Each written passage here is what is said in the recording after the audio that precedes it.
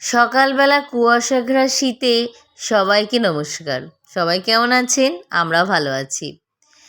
এত পরিমাণে শীত পড়ে গেছে, গাছের ফুলগুলো এখন আর ফুটতে চাইছে না, এমন অবস্থা।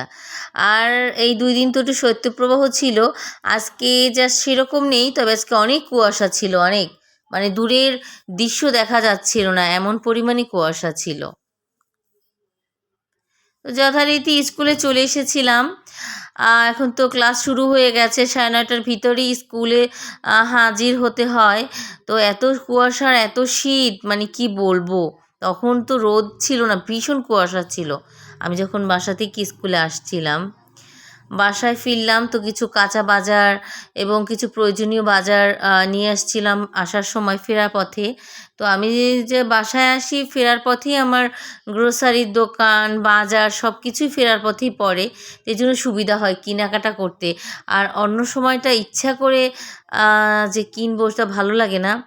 তো আমার বাজার বেশিরভাগই আমি করি। আর আমাদের একটা কাজের ছেলে আছে, ওকে দিয়ে মাঝে মাঝে টুকিটাকি বাজার করাই। আর নিজের বাজার করতে আমার কাছে নিজের খুব ভালোই লাগে। আসলে নিজের বাজার নিজের করার মধ্যে একটা তৃপ্তি আছে। কারণ হচ্ছে কম বেশি সব কিছুর সঙ্গে পরিচয় করানো যায়। আপনি কাউকে দিয়ে বাজার করাবেন, সে কিন্তু আপনার মনের মতো বাজার করবে না। তো এটা হচ্ছে আমার ১ মাসের মেডিসিন।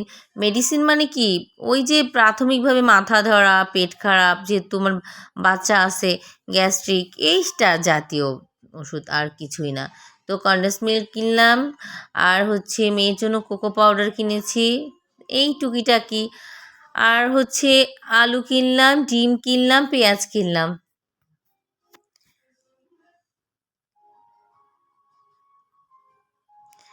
তো ফ্রেশ হয়ে একটু ব্যালকনিতে চলে আসছিলাম।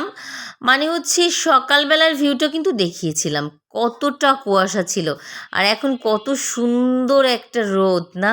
আসলে খুব ভালো লাগে শীতকালে একই দিনে 2 রকম দৃশ্য একই জায়গায়। সকালবেলা এই দৃশ্যটা কিন্তু দেখিয়েছিলাম, প্রচুর পরিমাণে কুয়াশা ছিল এবং দূরের দৃশ্যগুলো দেখা যাচ্ছিল না। আর এখন দেখেন কত সুন্দর মিষ্টি রোদ। এটা হচ্ছে শীতকালের একটা কাহিনী। সন্ধ্যার সময় ধোয়া ওঠা চা ছাড়া কি আর চলে? অবশ্য আমি বাসায় মেহমান না থাকলে চা বানাতে ইচ্ছা করে না।